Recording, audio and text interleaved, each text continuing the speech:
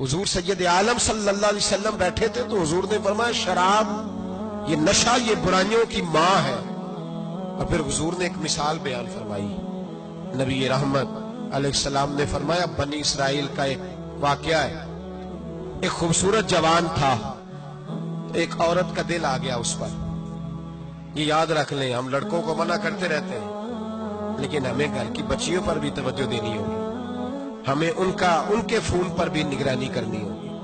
عورت کا دل آ گیا تو نبی پاک علیہ الصلوۃ والسلام فرماتے اس نے کوئی بہانہ لگایا، کسی کو کہا کہ اس نوجوان کو بلا کے لاؤ، اس کو کہو کہ ہم نے کوئی گواہی لینی ہے تجھ سے. وہ نوجوان آیا، ایک کمرے میں داخل ہوا تو اگلے کمرے میں لے گئے، وہاں داخل ہوا تو اس سے اگلے کمرے میں لے گئی، وہ داخل ہوا تو اسی طرح 7 مکفل کمروں میں لے گئی.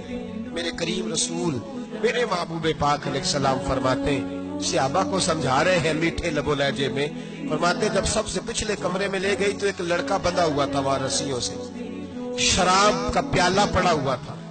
اور بی بی کہنے لگی کوئی گواہی شواہی نہیں لینی، تجھے اس لیے بلایا ہے کہ تیرے اوپر دل آ گیا ہے، اب میرے ساتھ منہ کالا کر. تو وہ جوان کہنے لگا نہیں، میں نے اپنے نفس کو پاک رکھا ہوا ہے، میری نظر بھی پاک ہے، دل بھی پاک ہے، اور اس کی برکت یہ ہے کہ رب نے میری روح کو بھی پاک رکھا ہوا ہے، تو میں یہ حرکت نہیں کر سکتا. پاک لوگ پلید کاموں کی جانب توجہ نہیں کرتے، میں یہ حرکت نہیں کر سکتا. کہنے لگی چل پھر اس کو قتل کر، اس کو میں نے باندھا ہوا. اس نے کہا میں قتل کیوں کروں، میری کیا دشمنی ہے؟ کہا پھر شراب پیو. کہا میں شراب بھی نہیں پیتا. تو کہنے لگی اب تو میں نے تجھے اپنے چنگل میں پھانس لیا ہے، اب تو یہاں سے بچ کے جا نہیں سکتا، اور اگر تو باہر جائے گا تو میں شور کروں گی، لوگ جمع کروں گی، اس نے میری عزت آبرو پہ ہاتھ ڈالا ہے، تو بچ تو نہیں سکتا، ایک کام تو کرنا پڑے گا. محبوب فرماتے اس نوجوان نے سوچا کہ زنا بھی بہت بڑا جرم ہے، قتل بھی بہت بڑا گناہ ہے، چلو اب مجبوری ہے تو شراب پی لیتا ہوں. لیکن وہ سمجھا نہ کہ شراب تو بنیاد ہے.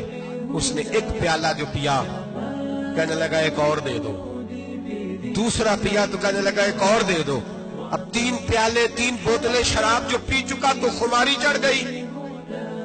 اب اس عورت کے قریب جانے لگا کہ میں تیرے ساتھ زنا کروں گا. اس نے کہا جب تک میں قریب نہیں آنے دوں گی جب تک تو اسے قتل نہ کرے. اس نے اسے قتل بھی کیا، زنا بھی کیا. تو محبوب فرمانے لگے یہ قتل اور زنا جو ہوا ہے تو یہ شراب کی وجہ سے ہوا ہے. گویا شراب وہ جرم ہے جو قتل بھی کرائے گی، جو زنا بھی کرائے گی. اور اگر آپ نشئی کو دیکھیں، اگر آپ شرابی کو دیکھیں تو کیا وہ ڈکیتیاں نہیں کرتا پھرتا، وہ چوریاں نہیں کرتا، وہ اپنی ہی ماں کا زیور نہیں بیچ آتا، وہ اپنی ہی بہن کا پڑا ہوا جہیز نہیں بیچ آتا، وہ اپنے ہی گھر میں ڈاکے نہیں ڈالتا، وہ اللہ کے گھر مسجد میں آ کر کے چوری نہیں کرتا. وہ صرف اس لیے کرتا ہے کہ یہ نشہ، یہ شراب، یہ ماں ہے گناہوں کی، یہ جڑ ہے. ملت کے لوگوں یاد رکھو، اس امت اس پاکستان کے ساتھ جہاں بہت سارے ظلم ہوئے، وہاں بڑا ظلم یہ ہے کہ بہت بڑا طبقہ جوانوں کا نشے کا عادی ہے. وہ نشہ انہیں عشق مجازی اور عورتوں کے عشق کی جانب لا رہا ہے. وہ نشہ چوریاں کرا رہا ہے، قتل کرا رہا ہے، ڈکیتیاں کرا رہا ہے. بہت بڑے ظالموں نے بہت بڑے ہاؤس بنائے ہوئے ہیں جن کے اندر شراب فراہم کی جاتی ہے، نشہ دیا جاتا ہے. میں نے تو ایسے ایسے لفظ سنے کہ الیکشن کے دنوں میں ووٹ لینے کی خاطر سیاستدان انہیں نشہ فراہم کرتے، انہیں باندھ کے رکھتے، روز تمہیں پڑیا ملے گی، ووٹ ہمیں ڈالنا. اتنا ظلم، اتنی زیادتی، اتنا جبر، ایک انسان کے ساتھ کھیلنا.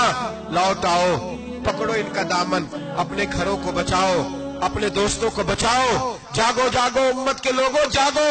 میرے نبی پاک صلی اللہ علیہ وسلم کے کلمہ گو لوگوں کو بچاؤ. ان پر اگر سختی کرنی پڑتی ہے تو کرو، پیار کرنا پڑتا ہے تو کرو. وتصفو الحياة بنور